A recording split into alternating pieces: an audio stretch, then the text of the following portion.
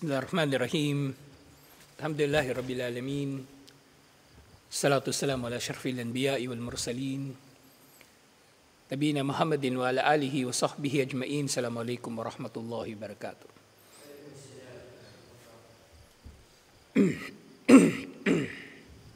So inshallah, adabul muta'allimin. So nandito pa rin tayo sa fawaidut tabkiri wal asbabu al-mu'ina alayhi. Ang kumbaga kainaman o pakinabang ng pagpapaaga sa mabubuting mga gawain, lalo na pag-aaral, at ang mga kaparaanan na makakatulong dito insyaallah. So meron ng ilang nabanggit na mga kaparaanan insyaallah. Una, yung makilala ng tao na may gantimpala ang pagiging maaga. At pangalawa, kapag sinimulan mo na maaga yung mga gawain, magiging mas masipag ka, inshallah, dito. Kasi hindi ka papagod o ano paman. Hindi ka pa inaabala ng ibang mga bagay. Pangatlo, pagsasaayos sa oras. At pang-apat,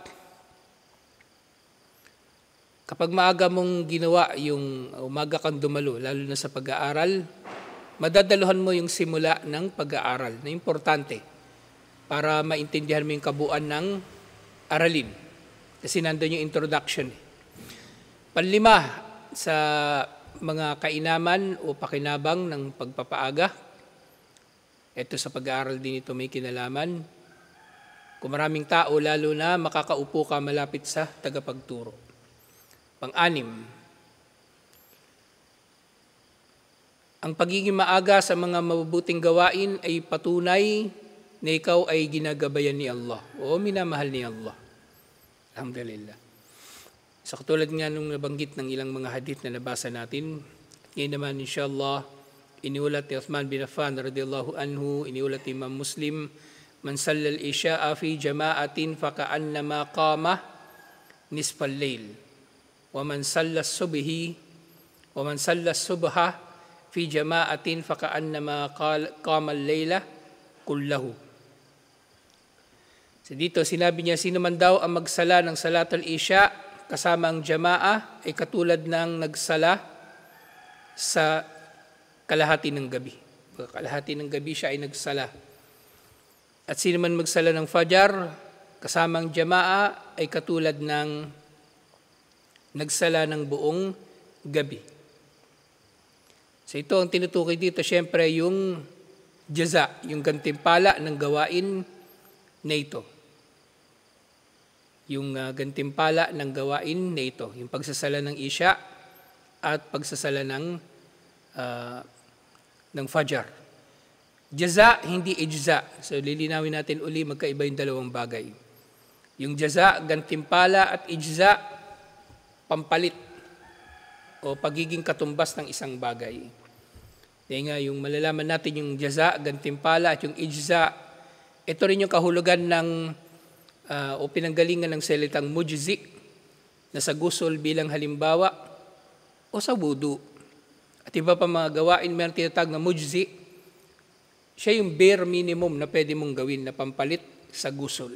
Yung basain mo yung buong katawan mo. Kahit hindi mo nasunod yung pagkakasunod-sunod sa sunnah, naunahin yung kanang katawan, halimbawa, o magwudu muna, tapos buhusan yung kanang katawan, kaliwang katawan, nagbuhos ka lang. Okay, nag-shower ka, tuloy-tuloy ang tubig, at nagmumugka at naglinis ng ilong, yun ang tinatawag na guslul mujzi. Sapat na. Sapat na. Pero dito nga, yung halimbawa, nililinaw natin ito kasi baka isipin ng tao yung magkakaroon ng analogy yung tao. Kaya yung isya pala, ang gantimpala nito ay katulad ng nagsala ng kalahati ng gabi. So pwede ba ang tao magsasala ng kalahati ng gabi na tahajjud, sunnah, tapos hindi siya magsasala ng isya? Kasi isipin niya, di ba, pareho naman yung gantimpala. So ito, sa ijza sila nagkakatulad sa paggagantimpala. O sa jaza pala. Sa jaza sila nagkakatulad, pero sa ijza, hindi. Hindi maaring ipangpapalit sa Salatul Isya ang pagsasala sa kalahati ng gabi. Inunahan ko yung kambal. Baka babalibaligtad. Lalo si Yasin may philosophy to eh. So hindi porke pwede mo siyang kumbaga babaligtarin ay magiging na sila inclusive. So hindi ganun, not necessarily ganun sa Islam. Pagdating sa mga bagay-bagay. Ikaw, may philosophy kayo?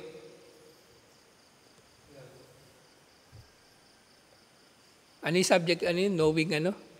Knowing thyself? Understanding thyself? Parang walang kwentang, pangalan pa lang ng subject, walang kwenta. Wala kayong ganun subject?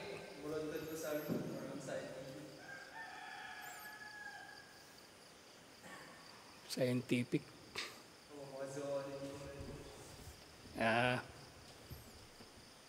But yung philosophy, di ba scientific yun? Bisa mo lang kwento yung pinag-aaral.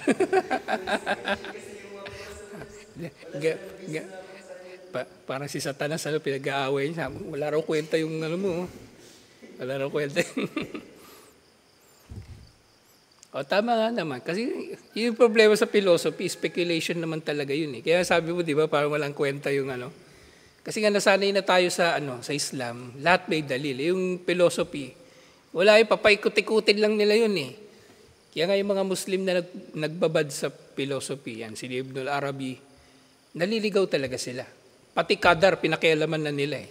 Kumbaga, nilapat nila sa qadar yung mga prinsipyo ng philosophy. Kaya yun, lumitaw yung iba't ibang sekta na yung isa tumatanggi sa qadar, yung isa nasobrahan sa qadar. Yun na nga yung Jabriya. Walang free will daw yung tao.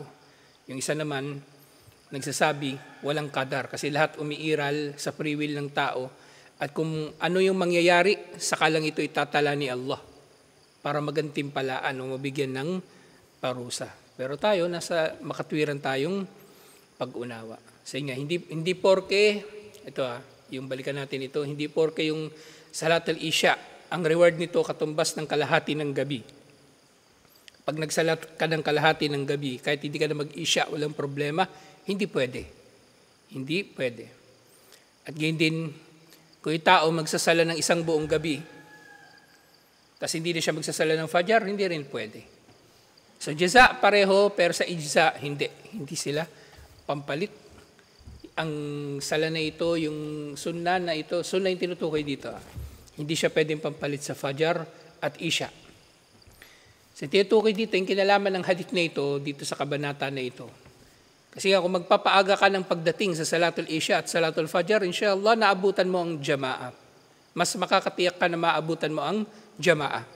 Kasi kung late ka, di ba kailan mag-iikama, saka ka saka ka tatayo, magwudu, tapos maglalakad ka pa papuntang masjid, tapos nagmamadali ka rito pababa. Maglalakad ka o nagmumotor, nagmamadali ka para maabutan yung sala. Abutan mo na ng mas maaga. Inshallah. So bago pa limang minuto. O pagka-adan pa lang, mag-ready ka na. Mag-ready ka na, pagka-adan pa lang, inshallah. Sumunod na nabanggit, iniulat ni Imam al-Bukhari at Imam Muslim mula kay Abu Hurairah, Inna athkala salatin alal munafikina salat al-isya wa salat al-fajri. Tunay na ang pinakamabigat na sala para sa mga munafik ay ang salatul isya at salatul fajr. Kumbaga mahirap nilang gawin ang salatul isya at salatul fajr. Kasi nga mga oras ito na alanganin eh. Mga oras na alanganin. Isya, pagod na yung tao. Tapos fajr, maaaring tulog pa yung tao. Pero syempre, ang sinasabi rin dito, muli, bahagi lang ito ng katangian ng mga munafik. Okay, so maaring meron pang ibang katangian ng mga munafik bukod sa pagiging tamad sa sala. At syempre, maaari rin naman may munafik na dalo ng dalo sa sala. So pwede rin mangyari yon. Pwede mangyari may munafik na dalo ng dalo sa sala kasi hindi rin naman nagiging abala sa kanya yung sala. Pagkakataon niya yung para magpakitang tao, Sa dadaluhan niya yung Salatul Isha at Salatul Fajr, walang problema sa kanya. Kaya nga, ang karamihan sa kanila, mabigat para sa kanila ang Salatul Isha at Salatul Fajr. Walau ya'lamuna ma fiha, la atawha, walau habbaw. Kung nalalaman lamang nila ang nilalaman nito na gantimpala, ay dadalo sila rito kahit gumapang pa sila patungo sa mga masjid para makadalo ng Salatul Isha. So, gayon din. So, di ba? Kung yung tao nagpapahalaga sa Salatul Isha at Fajr, maaga siyang darating dito, insyaAllah. O maghahanda para rito, magsiset ng alarm clock para rito. Hindi katulad ng mga munafik na napakabigat para sa kanilang damdamin, lalo na ang magsala ng Isha at Fajr na mga alaanganing oras para sa kanila. Oras ng pagpapahinga, umbaga para sa kanila. Muli, iniulat ni Imam Muslim, sinabi ni Propeta Muhammad sallallahu alaihi wasallam, man salla subuhi, fahuwa fi dimmatillah. Sino man daw magsala ng Fajr, siya ay nasa pangangalaga ni Allah. Fala,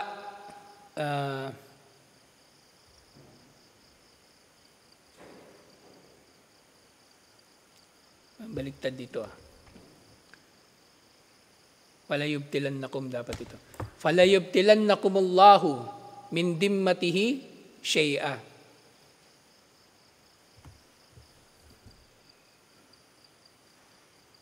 O fala yatlabannakum pala. Fala yatlabannakum Allah. Fala yatlabannakum Allah min dimmatihi bi syai'. Kaya huwag kayong, kumbaga, aabalahin ng anuman palayo kay Allah at palayo sa kanyang pangangalaga. Kumbaga, pag dumating ni oras ng Fajr, magsala ng Fajr, anuman yung pinagkakabalahan ninyo pagtulog o ano paman, wag na wag kayong ilalayo ng mga ito mula sa pangalaga ni Allah at mula kay Allah. Fa inna man yatlubuhu min dimmatihi bi syai'in yudrikuhu thumma yukabbihu ala wajhihi fi nari jahannam. Dahil sino man ang pagkaabalahan niya yung ibang bagay, sino man ang pagkaabalahan niya ang ibang bagay palayo sa pangangalaga ni Allah, maaaring magagawa niya ito. Pero ito rin ang magiging dahilan niya na itatapon siya sa impyerno. Tatapon siya sa impyerno. Kasi ginawa niyang katambal yung anumang kanyang pinagkakaabalahan kay Allah. Kumbaga yung tao sa halip na nagpapajar, mas gusto niya matulog. Yung tao sa halip na nagsasala ng pajar, nagnenegosyo, ano paman. So unahin ang fajar, insyaAllah. Yung nga sinabi ni Sheikh, Ara'ayta ya akhil muslim, admu, ajr salat al-fajri ma'al jama'ati, wa sami'ta ikaba, man lam yusalliha ma'al jama'ati bigayri udhrin. So nakita mo na ba, kapatid kong Muslim, ang malaking gantimpala ng Salatul Fajr kasama ang jama'a, at narinig mo na rin ang parusa para sa sino man na hindi magsasala nito kasama ang jama'a nang walang sapat na kadahilanan. Falyakun dhalika hafizan laka ala adaiha yawman fil masjidi. Kaya mga ito ay marapat na magdudulot sa iyo na maging motivated na magsala sa masjid. O magsimulang magsala isang araw sa masjid. Inshallah, kung halimbawa hindi ka man nagsasala sa masjid. Wa'lam anna mimma yu'inaka ala dhalika huwa an-nawmu al-mubakkir.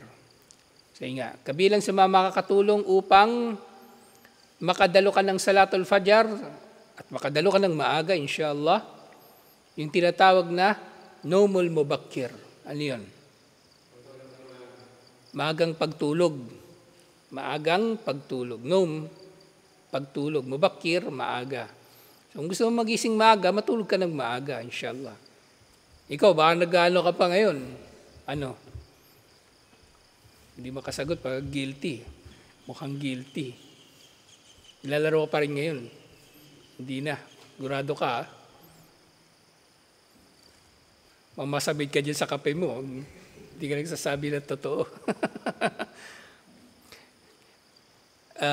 Falhadra al-hadra فالحذر الحذر من السهر المفرط في غير طاعة الله تعالى. So marapat lamang na mababalaan tayo laban sa sobrang pagpupuyat na hindi naman inilalaan sa pagsunod kay Allah subhanahu wa ta'ala. Okay lang mapuyat yung tao, ba? Nagtatrabaho o kumaga nagtatahajjud, pero naglalaro ka lang, nanonood ng pelikula, sinusubaybayan mo yung telenovela, gusto mo matapos lahat. Uso ngayon yan eh. Kasi ngayon yung mga ano pala, sa Netflix, yung mga series, pag pinalabas sa Netflix yun, sunod-sunod na yun, 10 episode, buong season. Lumabas yung Squid Game. Pinanood mo. Ngayon mo lang nabalitaan, ano ba yung Squid Game na yan? May pusit ba dyan? Pinanood mo, season 1, episode 1. Nagandahan ka. Pinanood mo lahat, 3 season na pala yun. Isang season, 30 episodes yun. Yung isang episode, gano'ng kahaba ba yun? Sabihin natin isang oras ang isang episode. 30 hours, wala kang tulog-tulog, mangiyak maluha-luha ka pa. Tapos andyan yung pajar. Sabi nila yung napapansin ko nga yan, kahit sa Saudi, yung mga Arabo na nagpupuyat, tingnan mo pag pajar tulog. Siguro may talaga, may epekto talaga niya ni Satanas eh. Pag pajar, saka sila inaantok. Kapag pajar, saka sila inaantok. Kaya dapat matulog ng maaga para makatulong mapaaga yung pajar. O makagising ka ng maaga sa pajar inshallah. Final ulama'a, lam yakunu yasharuna ba'dal isya'i illa fima kana lahu maslahatun min tadarusil ilmi aw nahwihi. Yung mga ulama daw, natutulog sila ng maaga. Sa mga ba'dal isya, pagkatapos ng isya, natutulog na sila. Actually, merong hadith, di ba, yung kinamumuhian ni Propeta Muhammad sallallahu alaihi wasallam yung pagsasalita pagkatapos ng isya. Ibig sabihin, panahon na talaga yun ng slow down. Dahan-dahan ka na, tapos inahanda mo na yung sarili mo para sa pagpapahinga. Inshallah. Kung meron mang bisita, hindi na rin siya tumatanggap ng bisita sa mga oras ng pagkatapos ng isya. Liban na lang sa ibang bagay na merong pakinabang. Di ba si Omar, nagro-ronda pa siya sa gabi. Pagkatapos ng isya, at hindi yung ulama, naghahanda sila ng kanilang mga aralin sa gabi. Siyempre, gumagawa ng iba pang mga gawain na may pakinabang inshallah. Sinabi ni Imam al-Bukhari, doon sa Babus Samri fil Ilm, ang kabanata tungkol sa pagsisikap sa kaalaman, at gayon din doon sa isa pa, Babul Ilmi wal Ida bil Layl, kabanata tungkol sa kaalaman at pangangaral sa gabi. So iniulat din ito ni Ibn Hajar doon sa kanyang Fathul Bari. Arad al-Musannif at-Tanbih ala anna an-nahyi anil hadithi ba'da al-isya mahsusun bima la yakunu fil khairi. Maksusun bima la yakunu fil khairi. Kasi doon sa mga dalawang chapter na ito, naiulat yun tungkol doon sa hadith na binanggit ko kanina, na si Propeta Muhammad sallallahu alaihi wasallam hindi siya nakikipag-usap after isya. Pero sa kabanata o sa komentaryo ni Ibn Hajar tungkol sa mga kabanata na ito, ang sabi niya,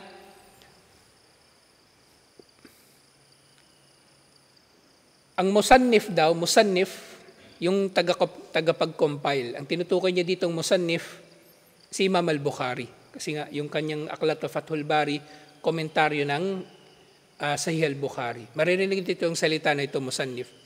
Lalong-lalo na pag binabasa sa mga masjid, yung Arba'unan Nawawiyah, sinasabi nila, nang nagbabasa, qala al-musannifu rahimahullahu ta'ala, Ana Abi Hurairah radhiyallahu anhu, kumbaga, kasi musannif na yon, bahagi siya ng sanad actually ng mga hadith. Kaya siya yung unang nababanggit yung musannif. Tapos maaari na mababanggit yung sanad o doon na sila sa pinakadulo. Kasunod kay Propeta Muhammad sallallahu alaihi wasallam, madalas ka maririnig yung pangalan ni Abu Hurairah. So, ang gusto raw sabihin dito, ang ibig sabihin dito ni Imam al-Bukhari, ang musannif, nag-compile, ay ang kanyang tanbih. Kumbaga, paglilinaw ng pagbabawal sa pakikipag-usap pagkatapos ng Isya ay maksus, espesyal para sa anumang la yakunu fi al-khairi, sa anumang walang kabutihan dito. Kung walang kabutihan doon sa pakikipag-usap, halimbawa, so huwag ka na makipag-usap. Diba, pag-uusapan nyo lang naman, pelikula o ano, huwag na lang. Pero kung kabutihan, pwede naman, insyaAllah. Gayun din, Arad al-Hafid bin Hajar, sa sinabi na ito ng author, si Dr. Ahmad al-Batli, Arad al-Hafid bin Hajar, si Ibn Hajar naman, ang sinasabi niya, al-isyaratu ila ma thabita anin Nabi sallallahu alaihi wasallam annahu naha anin nawmi qabla al-isya. So gayun din, si Propeta Muhammad sallallahu alaihi wasallam ay naiulat at may kinalaman dito yung komentaryo ni Ibn Hajar na si Propeta Muhammad sallallahu alaihi wasallam ay nagbawal din ng pagtulog bagong isya. Pero syempre, kung kailangan mo talaga matulog, masakit ulo mo halimbawa, gawin mo nga. Kasi meron namang kabutihan doon, insyaallah. Meron namang kabutihan doon, insyaallah. Wa mimma yanbaghi tanbihi alayhi al-hadru min ta'khiri salatil fajri hatta yastaykid at-talib lid-dirasati. So, halimbawa yung tao nakatira malayo sa jamaa, walang jamaa. Halimbawa. So, nagbababala ang mga scholar sa huling paggising ng tao para sa fajar, nang sa gayon ay makadalo siya ng maaga. Kasi maraming mga masjid, meron talaga silang pag-aaral pagkatapos ng fajar. So, para madaluhan mo yun, pinakamainam, doon ka na rin magsala sa masjid na yun. Doon ka na rin magsala sa masjid na yun, insyaAllah. Ngayon, kung halimbawa doon ka sa bahay magsasala, magsala ka na rin ng maaga. Tapos bumiyahe ka na. Pero mainam, doon ka na sa masjid, magsala katulad na nabanggit tungkol kay Imam Ahmad rahimahullah. Fa innahu bidalika qad akharaha an waqtiha bighairi udrin. So, sino man na nagpapaliban ng salatul fajar sa oras nito ay maaring nagpapaliban nito nang walang sapat na kadahilanan. Baka nga abutan pa siya ng sunrise. Yun yung problema sa yung sa cellphone, di ba, nag-a-alarm. Merong snooze button, pipindutin mo yon, tapos tutunog uli yun after 5 minutes. Di ba? Tutulog yung alarm. Tulog yung pindot lang siya na pindot, pero tulog yun, hindi naman tumayo. Pag tumunog yung alarm, tumayo ka na. Hindi pindot ka lang ng pindot doon ng Yung iba doon, papatayin pa niya yung alarm, tapos tulog na naman. Pero may kilala akong matindi. Gising na yung kapitbahay, siya tulog pa. Di ba? Pagka nag-alarm, tumayo ka na, tapos saka mo patayin yung alarm. Kaya magandang gawin nga lagyan mo sa malayo yung alarm. Tapos tatayo ka talaga para patayin yung alarm. Pero kaso yung tawag doon sa Tagalog, tulog mantika Magigising na yung buong barangay pero siya tulog pa. So gawin mo ng paraan, inshallah, yun, kasama sa pagtulog ng maaga. So ngayon tao na ganito, na nagpapaliban sa oras ng sala, kumbaga, maaaring napapaloob pa rito yung gagawin niyang sala ng fajar, magsa-sunrise na. Iniisip niya, mahaba pa naman yung oras, matutulog muna ako. Ang pagitan ng adan ng fajar hanggang sa sunrise, may 1 oras pa naman. Gigising ako 5 minutes before sunrise. Kayang-kaya yan. O, hindi, pagpapabayad din yun. Kaya binanggit dito, fawailul lil musallin, alladina hum an salatihim sahun. Kasawian sa mga nagsasala na ang kanilang mga sala, sila rito ay nagpapabaya. O hindi masyadong nagpapahalaga. Waja'a fi tafsiri ahadihil ayat, sa tafsir ng aya na ito, annahumul ladina yuakhiruna as-salata an waqtiha fala yusallunaha illa ba'da khuruji waqtiha. Ang tinutukoy dito, yung mga nagpapaliban sa sala sa oras nito, hanggang sa hindi na nila ito nagagawa liban na lamang pagkatapos ng oras nito. Pero syempre, maaari mangyari rin yung yung salatus suri, yung binabanggit ko nung nakaraan, nabanggit ito ng mga scholar. Meron mga pagkakataon talaga na hindi ka maaabala na hindi basta-basta may iwan nyo ilang mga bagay. So ginagawa ng iba, magsasala sila ng duhur, halimbawa, di naman busy masyado yung tao, di ba? Duhur tsaka asar kasi nagtatrabaho yung tao. Yung duhur gagawin nila kapag malapit na yung adan ng asar. Para pagkatapos nila ng duhur, maghihintay lang sila ng konti, mag-adan na ng asar, pwede na nilang idugtong o isunod yung salatul asar. Ganyan ginawa ko dati nung nag-aaral pa ako. Para isang na lang, isang wudu, tapos isang tago na lang ako doon sa likod nung doon ako sa gym ng gymnasium ng eskwelahan na nagsasala. Likod ng stage pala. Doon ako nagsasala. So pwede rin gawin yun, ganon. Pero mas mainam na kung walang naman po ipigil sa'yo, magsala ka ng maagang oras na pinahintulutan ng anumang sala, inshallah kung wala namang jamaa. Gayun din, kaman yusallil asra ba'da khuruji waqtiha. So lalong-lalo na yung asar, may mga tao nagsasala ng asar, tapos na yung oras ng asar. At nangyari ito talaga ngayon kasi yung mga estudyante umuuwi, yung mga nagtatrabaho, pauwi na sila ng bahay, nasasala nila yung asar, nasa bahay na. Gawin ito ng maaga inshallah. Na itong salangan na ito sa sinabi ni Propeta Muhammad sallallahu alaihi wasallam, iniulat ito ni Imam al-Bukhari at Imam Muslim, tilka salatul munafikin. Ganito ang sala ng mga munafik. Tinulit niya ito, tilka salatul munafikin.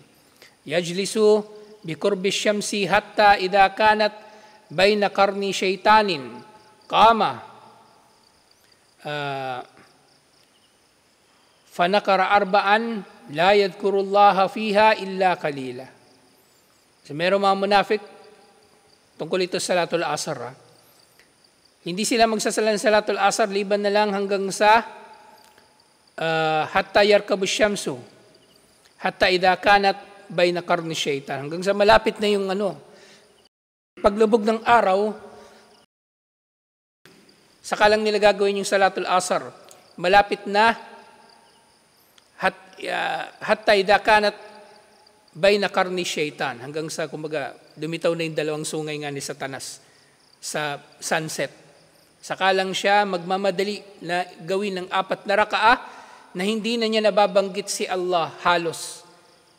Nagmamadali siya sa sala na ito, liban na lamang sa kaunting pagbabanggit. O binabanggit man niya si Allah, Allahu Akbar, Allahu Akbar, Allahu Akbar, wala na. Salatul Isya, 30 seconds tapos. Anong sala yun? Anong klaseng sala yun, di ba? Kahit sunnah, hindi mo matatapos sa 30 seconds 2 rakaah sunnah. Ang sunnah, pinakamaikling sunnah na magagawa ng tao, mga 2 minutes. 2 minutes sunnah, di ba? Kaya. Pero 4 na rakaah yun 30 seconds. Hindi kaya yun. Wala na yun. So tapusin natin itong chapter na ito inshallah. Wa fil khitami uwaddi an udhakkira bi anna at-tabkiri la ya'ni al-ajala wal khuruj bisur'ati lil husuli limakarri dirasati bi asra'i waqtin. Say nga, panghuli paalala ni Sheikh, ang pagpapaaga sa pagdating sa pag-aaral o ano pa mang mga gawain na hindi nangangahulugan na magmamadali ka. Papunta sa lugar ng pag-aaral o papunta sa lugar ng trabaho, iba pang lugar na mahalaga. Fa innal ajala madmumatun lima jaa fil hadith at ta'anni min Allah wal ajlatu min ash-shaytan. So ito raw ay kapintas-pintas yung pagmamadali. Kasi merong hadith, ang pagdadahan-dahan daw ay mula kay Allah, yung pagiging mahinahon ay mula kay Allah, at ang pagmamadali ay mula kay Satanas. Inulat ito ni Abu Ya'la at Al-Bayhaqi. Ngayon siguro tatanong nung kambal, akala ko ba kailangan maaga tapos bawal magmadali? So ibig sabihin nun, gawin mo na maaga yung pupunta ka rito, umalis ka ng maaga. Halimbawa, pupunta ka ng sala, umalis ka ng maaga sa bahay, inshallah. Hindi yung 30 seconds na lang, mag-iikama na dun sa masjid. O takbo ka ng motor, 300 kilometers per hour. Lumilipad na yung motor mo. May tumawid na pusa o aso. Patay ka. Paggising mo, nasa barsak ka na. Diba? So, ang paraan, nag-iisang paraan. Upang maagap mong magagawa yung mga bagay, gawin ito na maaga. Inshallah. Hindi yung magmamadali. Parang sa sala din, di ba? Parang sa sala.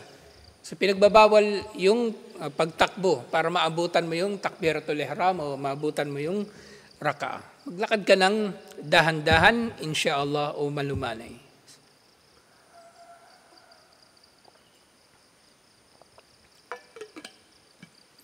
So nga, yung naging komento dito ni Al-Haythami, yung hadith na ito na iniulat ni Abu Ya'la, rijaluhu rijalun sahih, o rijalus sahih. Yung mga nag-ulat daw nito, yung hadith na yon ay rijalus sahih. Yun nga yung pinost ko doon sa GC, yung ilmur rijal na tinatawag. Sa panahon na ni na Imam Al-Bukhari talaga na pagtibay yun eh. Kasi mahaba-habang panahon yung nasa pagitan nila at ni na Imam Malik at yung iba pang mga naunang nagkolekta ng mga hadith. So nakolekta na nila yung pangalan ng mga tao, kung mapagkakatiwalaan ba sila. So ito sila, rijalus sahih. Kung sila yung mga nag-ulat, ay halos matitiyak na ang kanilang hadith nga ay sahih. At yun din, at-ta'addatu fi kulli shay'in khair. Ang kumbaga ang pagiging maaga daw o pagiging dahan-dahan sa mga bagay-bagay, pagiging malumanay sa lahat ng bagay ay mainam illa fi amalil akhirah. Liban na lamang para doon sa mga bagay-bagay na may kinalaman sa kabilang buhay. So, ibig sabihin, gagawin mo ito ng maaga. So mainam yung dahan-dahan ka lang, hinay-hinay, malumanay, pero kung may kinalaman sa kabilang buhay, gawin mo ito ng maaga. Dumalo ka rito ng maaga. Sala, pag-aaral, at iba pa. Iniulat ito ni Abu Dawud. At ito nga, ala-shart al-shaykhain, ibig sabihin, si Abu Dawud ang nag-ulat nito, pero yung shart nito, natupad niya, yung shart ni na Imam Al-Bukhari at Imam Muslim, ibig sabihin, yung mga nag-ulat nito, kumbaga, pareho sila nung mga nag-ulat doon sa ulat ni na Imam Al-Bukhari at Imam Muslim. So, ibig sabihin, mapananaligan talaga ang hadith na ito. Yung nga, فَلْنَقْرُجْ بِتُمَأْنِينَ وَتَعَدَّتِينَ. So, lalabas tayo para sa mga gawaing na malumanay at panatag. وَلْنَحْدَرْ مِنَ التَّأْخُرِ فَإِنَّهُ هُوَ الَّذِي يَدْفَعُ الْإِنسَانَ لِلسُّرْعَةِ.